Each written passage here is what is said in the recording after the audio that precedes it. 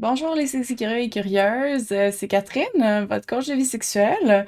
Puis aujourd'hui, je fais un vidéo live, quelque chose que j'ai pas fait depuis un petit moment, parce que, en toute franchise, j'ai essayé de parler de ce sujet-là de toutes les manières possibles et impossibles dans la dernière année et demie, disons. Euh, Pourquoi? Parce que j'ai essayé de le filmer, donc en version recorded, pour vous l'envoyer vraiment comme en version propre, comme on dit. J'ai aussi essayé cette année de me filmer pendant que je m'occupais de mon jardin tout en vous jasant, ce qui n'a pas été un franc succès, je vais l'avouer. C'était beaucoup plus difficile et compliqué n'ayant jamais de caméraman avec moi. Donc, ça l'a pas été possible. Pourtant, j'ai des footages, quelques footages du mois de juin où je suis en pleine chaleur, en pleine sueur, en train d'essayer de vous expliquer ce que le concept du jardinage m'a appris sur la sexualité. C'est de ça que je veux parler aujourd'hui. Je veux parler des parallèles qu'on peut faire entre jardiner puis euh, avoir du sexe ou s'épanouir dans sa sexualité pour être plus exact. Si vous voulez m'écrire dans les commentaires, vous êtes les bienvenus. Moi, je vois en ce moment les commentaires qu'il y a sur la page. Donc, si vous voulez venir me rejoindre vraiment en live puis me poser des questions en même temps qu'on jase, parce que c'est un peu une discussion aussi, c'est toujours un peu une discussion en même temps, vous pouvez venir me rejoindre sur la page des clés du plaisir. Sinon, je vais voir vos commentaires ensuite, puis je vais répondre par écrit, bien évidemment, après le live sur les questions que vous pourriez avoir sinon. Donc, comme je vous dis, j'ai essayé de faire du sens un peu de tout ce concept-là, qui sont en fait plutôt des réalisations puis des réflexions. Fait qu'on n'est pas dans un mode super coaching, apprentissage aujourd'hui. Je veux juste vous partager mes réflexions personnelles par rapport à la sexualité, puis par rapport au jardinage. Donc, la première chose que j'ai réalisée, donc le premier parallèle que je veux faire, c'est comment, dans le fond, jardiner, c'est un peu l'équivalent de prendre soin de sa sexualité. Pourquoi j'en suis arrivée à me dire ça? C'est que je me suis rendu compte que, comme dans la sexualité, dans le jardinage, il y a des cycles. Donc, on parle que ce soit le cycle des saisons, que ce soit le cycle euh, tout simplement des plantes, donc pas nécessairement l'environnement extérieur. Il y a toujours une forme de cycle qui se passe. Puis dans la sexualité, on oublie souvent à quel point c'est le cas. Parce que si on était plus attentif à ces cycles-là, on en accepterait probablement beaucoup plus par rapport justement au up and down. Que ce soit des up and down de la libido, que ce soit des up and down de ce qu'on a envie de faire.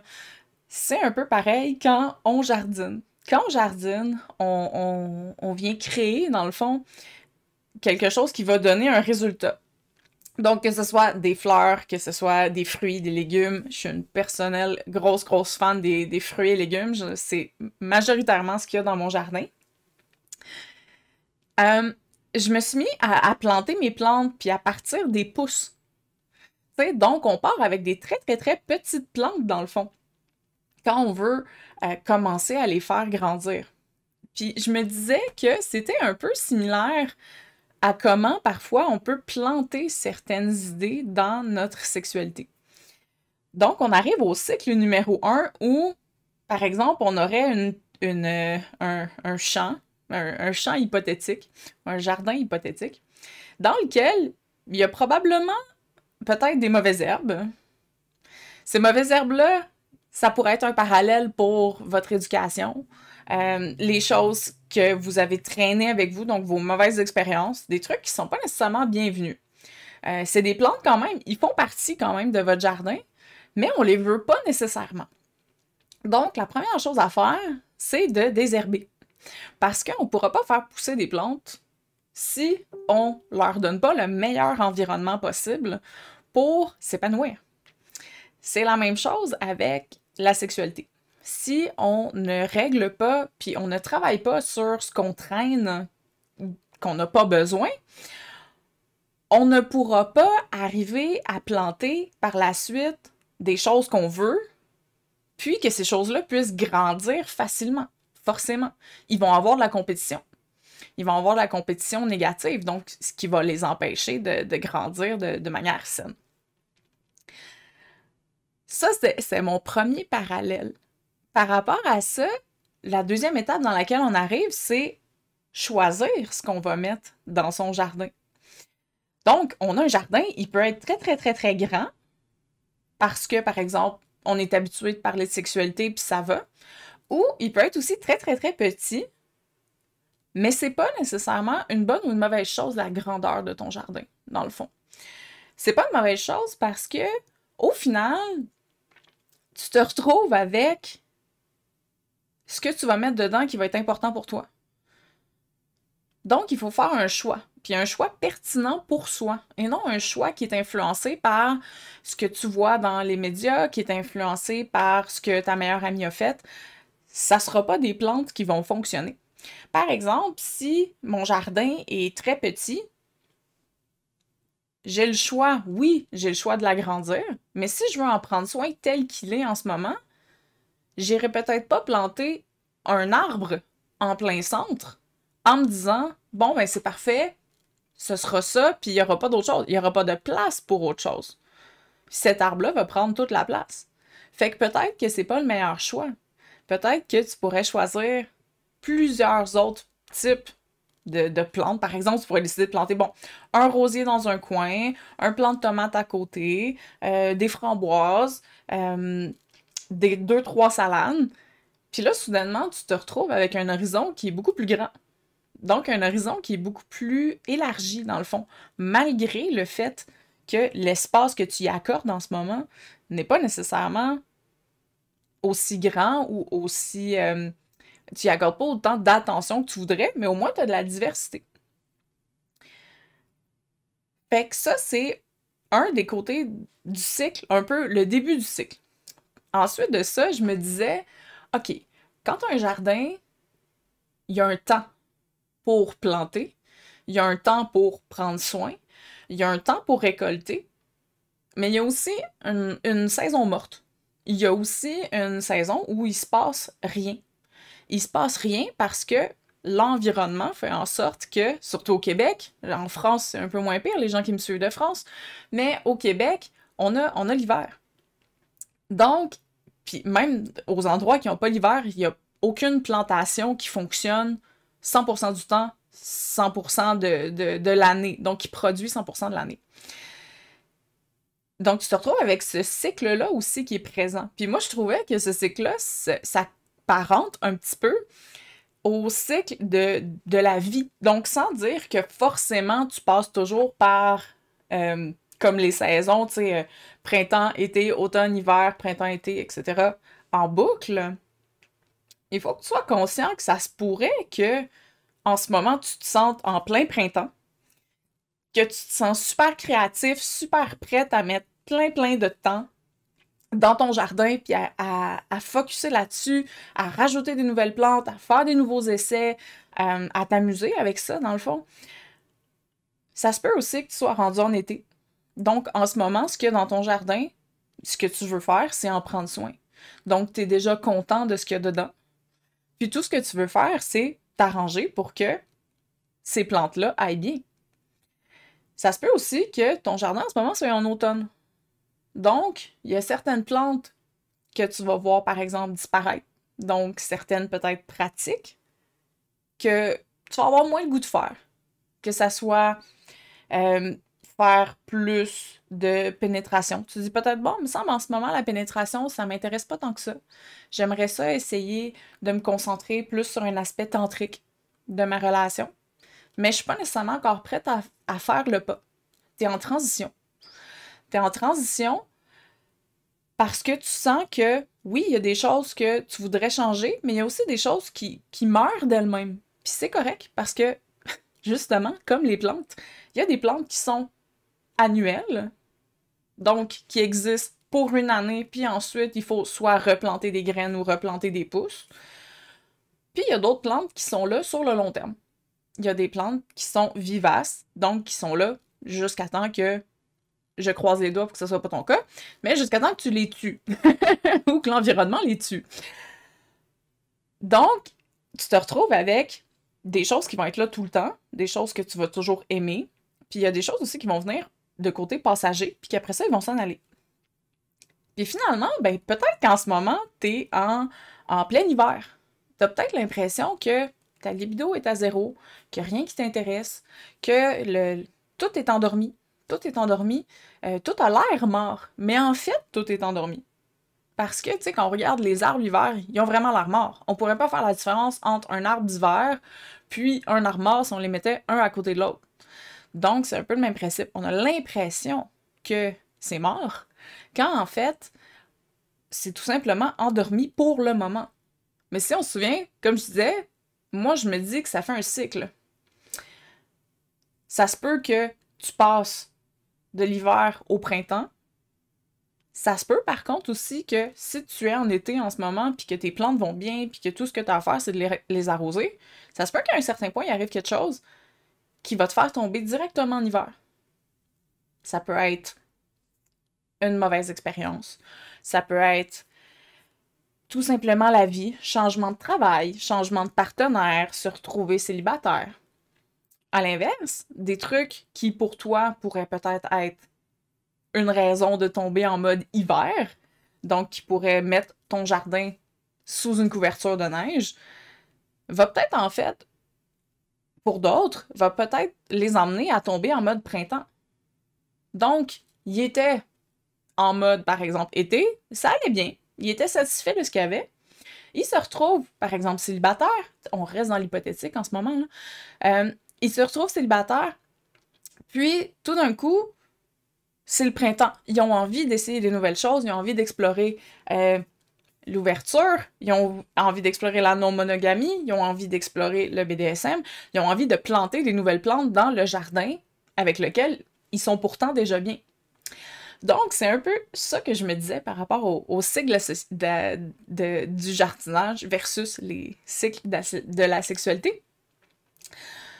Puis après ça, je me suis dit, si on va jusque-là, si on se dit ce genre de choses-là, est-ce que, dans le fond, ce qu'on nous dit qu'une sexualité épanouie est, ce qu'on nous dit qu'un corps qui est sexuellement actif, en santé, puis agréable à interagir est peut-être aussi pas nécessairement vrai.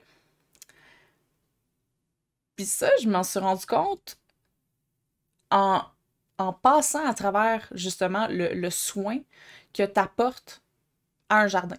Parce que quand tu as un jardin, ok, tu prends tes pousses, tu les plantes, t'espères vraiment que ça va être des bonnes pousses, parce que ça se pourrait que l'endroit où tu les as achetées, ou tout simplement, il y en ait des plus faibles que d'autres, donc ils survivront pas toutes. Je sais pas si tu me suis jusque-là. Si tu as un paquet de pousses, puis certaines finalement ne survivent pas, ça veut aussi dire que ce que tu vas planter dans ton jardin ne survivra pas nécessairement. Donc, une idée que tu pouvais trouver vraiment géniale, un fantasme que tu avais, ça serait l'équivalent d'une pousse, tu la plantes dans le jardin, tu te rends compte que, je sais pas moi, t'as planté des cocombes, puis finalement, ben, t'aimes pas ça les cocombes. Ça te tente pas d'en manger, puis c'est pas ton trip. Qu'est-ce que tu fais avec ces cocombes-là? Ben, tu les enlèves. Tu te forceras pas à les manger, tu te forceras pas à continuer de le faire pousser. Si après le premier cocombe, tu te rends compte que, bon, ben, c'est pas si le fun que ça, finalement, les cocombes. Puis toutes ces idées-là, c'est normal de passer à travers ces cycles-là. Moi, quand j'ai fait mon jardin, mon premier jardin, je l'ai fait en bac. J'ai monté des bacs sur des échafauds, j'étais super contente, ça a quand même bien été, mais j'ai eu des plantes framboises qui ont finalement pas survécu. J'ai planté j'avais planté des choux.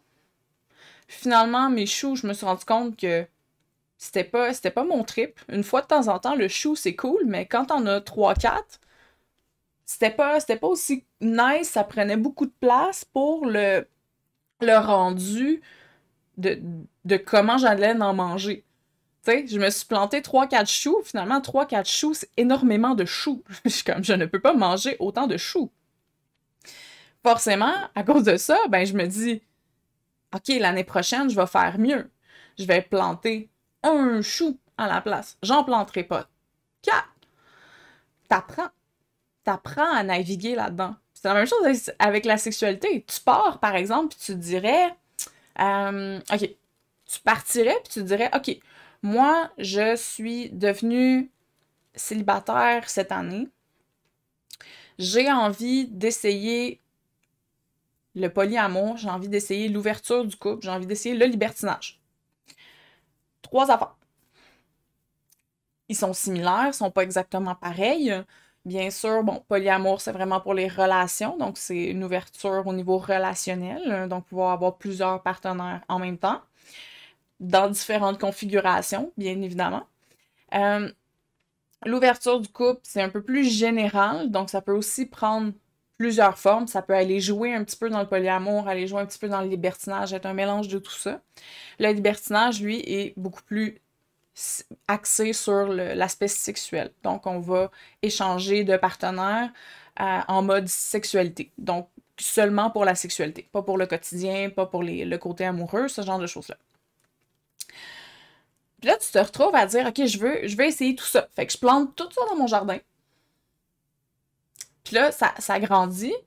Puis là, tu te dis, OK, finalement, essayer de faire du polyamour, manager des horaires, sortir en soirée dans des clubs pour le libertinage, faire des recherches Internet pour trouver des partenaires qui vont fitter avec ce nouveau mode relationnel-là que je veux essayer. C'est beaucoup. C'est beaucoup. Puis finalement, ben, c'est trop.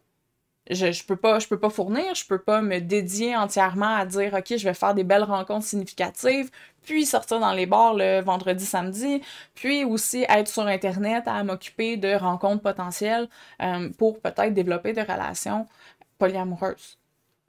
Tu peux te rendre compte que il faut que tu te concentres sur une chose à la fois. Fait que tu vas déplanter. Tu vas déplanter libertinage puis polyamour, mais tu vas garder l'aspect ouverture du couple.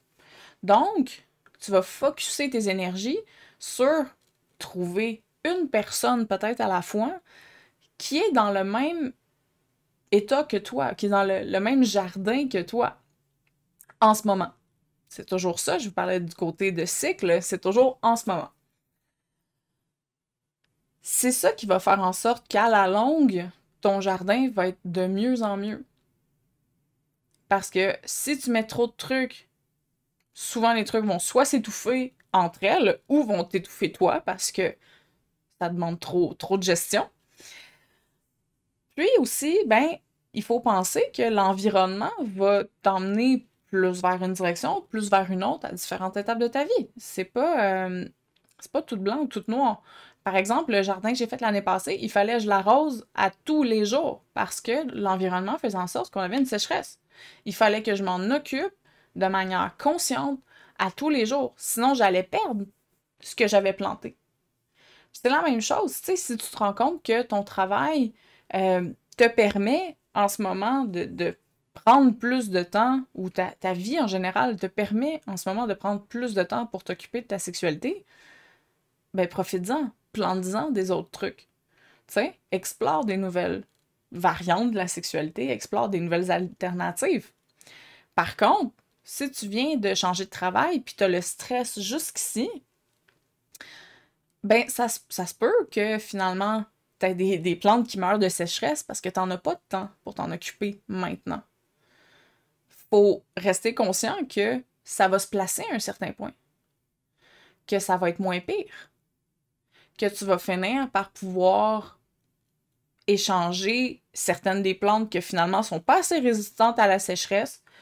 J'ai besoin de plantes qui sont plus résistantes, que j'ai moins besoin de m'occuper. Je planterai pas des légumes d'abord. Les légumes, il faut que je les arroge à tous les jours. Je vais planter des cactus. Je vais planter des succulents. C'est le genre de drôle de réflexion que j'ai quand je m'occupe de mon jardin. Parce que j'ai quand même un très gros jardin. Puis, Cette année, j'ai doublé la grosseur de mon jardin. J'ai doublé la grosseur de mon jardin puisque j'avais appris sur ce que j'ai fait l'an passé. J'ai pu améliorer. Puis, j'ai aussi pu diversifier, donc essayer des nouvelles choses parce que j'avais un environnement qui me permettait de le faire. Cette année, si j'avais eu la même sécheresse que l'année passée, euh, j'aurais pas pu m'occuper de toutes ces plantes-là à tous les jours. Ça n'aurait pas été possible, tout simplement. Fait que finalement, je me retrouve au moment de la récolte parce qu'on est en pleine récolte, qui est une autre forme de cycle, hein, si on veut. On se rend pas toujours compte, mais la récolte, ramasser le fruit de son travail, a aussi un drôle de parallèle avec la sexualité. Ça a un drôle de parallèle parce que, je me suis rendu compte que ce que tu ramasses dans un jardin n'a jamais l'air de ce que tu retrouves en épicerie. Puis, deux, le soin que tu as apporté à ton jardin pour faire pousser ces choses-là, pour se retrouver avec ces fruits-là, ces légumes-là, influence la manière dont tu vas les consommer, puis influence aussi le plaisir que tu vas avoir à les consommer. Fait que comment ces deux aspects-là se transposent en mode sexualité? Le premier, c'est que je vous montre une photo. OK, fait que là, vous avez une photo. Ça, c'est ces 5 zucchini que j'ai ramassés à peu près à une semaine d'intervalle dans mon jardin. Est-ce qu'il y en a aucun de ceux-là qui ressemble à ce que vous allez trouver en épicerie? Non! J'ai un double zucchini conjoint, j'ai un petit zucchini, j'ai un zucchini avec un gros bout, puis un petit bout après, j'ai un zucchini courbé, j'ai un gigantesque zucchini avec un full de gros diamètre. Puis là, je trouvais ça comique parce que je me disais, c'est un peu le principe, bien évidemment, là, on va se le dire, ils ont l'air de des phallus, fait qu'on fait un parallèle avec les phallus, mais ça s'applique à tout. Je me suis mis à me dire, dans le fond, les pénis, ils ressemblent à ça. Dans la vraie vie, les vrais gens, il y a autant de diversité de pénis que ce qu'il y a là, et même encore plus. Puis même si on se le fait dire, même si vous avez vu des posts là-dessus, je suis convaincue que, si vous êtes des hommes qui écoutent en ce moment, vous êtes quand même toujours pas convaincus que c'est la réalité. Pourquoi vous êtes toujours pas convaincus que c'est ça la réalité? C'est que dans les médias, à l'épicerie, on vous montre juste une sorte de zucchini. Il y a juste le zucchini de la même longueur, à peu près de la même grosseur, de la même douceur, de la même forme, qui va être mis en display. Parce que toutes les zucchinis que vous voyez là, ben, ils ont été jetés. Ils ont été envoyés pour la nourriture en conserve, peu importe. Ils ont été discartés. Donc, ce que vous voyez, c'est pas la réalité. C'est pas ce que vous avez probablement entre les jambes. C'est la même chose que l'épicerie, c'est un peu l'équivalent de la porno. En porno, les acteurs, ils sont choisis méticuleusement pour leur apparence, pour l'apparence de leur sexe. Puis, je parle pour les hommes parce que je vous ai montré des zucchinis, là, mais si je faisais pousser des pêches ou des trucs comme ça, je vous aurais montré, ou des papayes, je vous aurais parlé la même chose pour la vulve. C'est pareil. C'est des modèles, tu sais. C'est des modèles de ce qui serait considéré comme parfait. Fait que quand t'arrives dans ta propre sexualité, tu te dis, OK, mais moi, mon zucchini, ma vulve, n'a pas l'air de ce que je retrouve visuellement dans la porno, dans les médias, dans les photos, peu importe. Donc, je suis pas correcte. En fait, le fond du problème de ça, c'est que le manque de diversité dans la pornographie fait en sorte que vous n'avez pas le naturel de la chose. Par exemple, si vous écoutiez la pornographie indépendante, éthique, etc., vous allez retrouver des gens beaucoup plus naturels, donc des gens avec des formes différentes de pénis, des grosseurs différentes de pénis, mais pas moins de plaisir. Puis là, je regardais ma bunch de zucchini, puis je me disais, il a fallu que, tu sais, je connaissais le principe de la force de mon travail, bien évidemment, mais je n'avais jamais compris à quel point c'était profond dans notre quotidien, ces images-là, puis le pouvoir de ces images-là sur ce qu'on s'imagine à propos du sexe. Quand j'avais toutes mes zucchinis en avant de moi, je me suis dit, ben voyons, c'est donc bien évident. Parce que je les ai fait pousser naturellement, ils ont une forme naturelle. C'est pas choisi, c'est pas trié. Non, c'est ce que c'est la nature. Puis la nature, les zucchinis sont écœurants, sont super bons, là. Ils sont vraiment bons. Le petit est bon, le double était bon. Là, je les ai mangés entre-temps. Euh, le gros était bon. Il était tout super bon, puis il était encore meilleur, en fait, que ceux que j'achète à l'épicerie habituellement. Fait que c'est peu dire. C'est dire que ce qui est visuellement le plus attrayant n'est pas nécessairement ce qui est le meilleur. Ça, c'était le premier aspect. Le deuxième aspect, ben, je me rends compte que il y avait en même temps dans cette compréhension-là des différents cycles de ce que la pornographie change dans notre perception personnelle, c'est que on se met beaucoup de pression par rapport à ça. On se met beaucoup de pression par rapport à des trucs qui ne sont pas naturels, par rapport à des trucs qui sont choisis, des trucs qui sont inventés pour nous garder, dans le fond, dans une excitation maximum. Mais par rapport à ça, ben, c'est quoi le vrai choix qu'on peut faire là-dedans? C'est quoi le vrai choix qu'on doit faire là-dedans pour se retrouver à apprécier vraiment la sexualité qu'on a? Donc, si on révise rapidement ce qu'on va mettre dans notre jardin, à quelle phase de notre jardin on est rendu en ce moment, ce qui va changer dans notre jardin au fur et à mesure qu'on va en apprendre plus sur la sexualité, sur le jardinage. Puis finalement aussi, ce que on se fait nourrir, mais qui n'est pas nécessairement le plus nourrissant en réalité. Puis aujourd'hui, tu sais, je fais juste un peu ventiler, réflexion, jaser de tout ça un peu vraiment sur... même si c'est quelque chose que je traînais depuis quasiment 1 an et demi comme concept, je me suis dit que finalement, ce serait le meilleur moyen de vous en parler parce que, ben, la sexualité, c'est un peu comme ça. C'est un peu parfois à l'envers, c'est un peu parfois random. On peut pas vraiment choisir d'avance à 100% ce qu'on va aimer. On peut avoir des doutes, mais si on l'essaye pas, on saura pas nécessairement. Puis là-dedans, on peut souvent se sentir perdu. Comme quand tu plantes l'entièreté d'un jardin tout en même temps, puis que tu sais pas trop s'il y a pas des trucs qui vont interagir ensemble puis s'entretuer.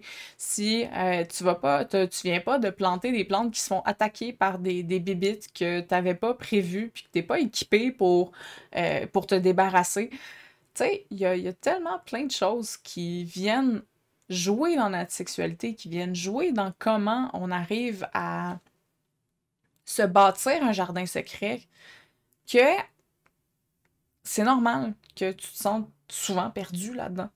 Il n'y a pas beaucoup de gens qui ont l'espèce de savoir absolu. En fait, il n'y a personne qui a le savoir absolu. Je ne l'ai pas. Les plus grands psychologues, chercheurs, psychiatres, name it, ne l'ont pas non plus, cette connaissance infuse-là. On en apprend tous les jours sur la sexualité, que ce soit sur la physiologie, sur la biologie, sur les hormones. Il y a tellement de choses qu'on ne connaît pas. Euh, donc, il va toujours y avoir place à s'améliorer, il va toujours avoir place à plus de plaisir parce que tranquillement, si tu prends le soin d'être attentif à ton jardin, puis de regarder aussi comment ton environnement influence ton jardin, tu vas pouvoir prendre des meilleures décisions, de meilleure en meilleure décisions pour toi, puis pour ce que tu as besoin en ce moment dans ta vie, dans ton jardin.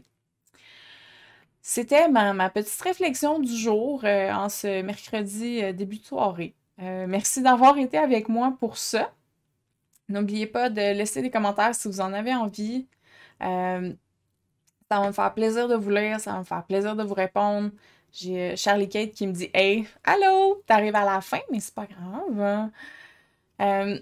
L'enregistrement, bien évidemment, va être disponible en réécoute si vous en avez envie. Toujours sur la page. Ça me fait toujours plaisir aussi de répondre à vos commentaires dans les prochains jours. Je reste toujours à l'écoute. Si vous voulez m'écrire, parce que justement, si vous avez réalisé une couple d'affaires sur votre sexualité puis que ça vous ferait peut-être du bien d'en jaser, mais vous pouvez aussi m'écrire pour prendre rendez-vous. Je suis toujours disponible pour ça aussi. Puis, finalement, le petit dernier truc, le fun, si vous avez envie de découvrir une nouvelle plante à mettre dans votre jardin, le samedi, donc samedi de cette semaine, hein, qui est les clés du plaisir anal. Donc, comment aimer sa première fois puis en redemander. Dans cet événement-là, je vais vous expliquer, on va regarder les préjugés, comment se défaire des préjugés par rapport à ça. On va regarder mes meilleurs trucs et astuces pour comment arriver à faire une première fois réussie, donc sans douleur, sans gêne, juste dans le plaisir, parce que c'est toujours ça que je veux pour vous. La démonstration va être live, fait que je vais avoir un partenaire pour vous montrer vraiment comment faire activement. Je vous mets le lien dans les commentaires, sinon vous l'avez aussi à l'écran en ce moment, il me semble.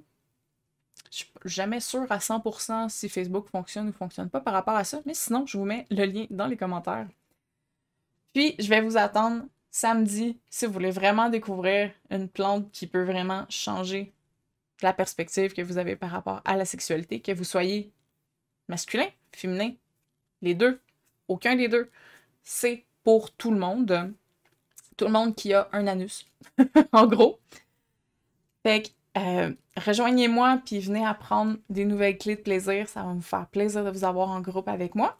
L'événement est quand même confidentiel, donc vous n'êtes pas obligé de mettre une caméra, vous n'êtes pas obligé d'interagir, vous n'êtes pas obligé de rien faire, à part écouter si vous avez envie. Puis si vous avez envie de pratiquer avec moi, ben l'enregistrement va être disponible après ça pour vous permettre de réécouter et de repratiquer aussi souvent que vous en aurez besoin pour réussir, que ça soit simplement apprivoiser cette partie-là de votre anatomie, que ça soit pour apprendre à faire une première pénétration, donc pour peut-être répondre à un fantasme qui vous a été partagé par votre partenaire.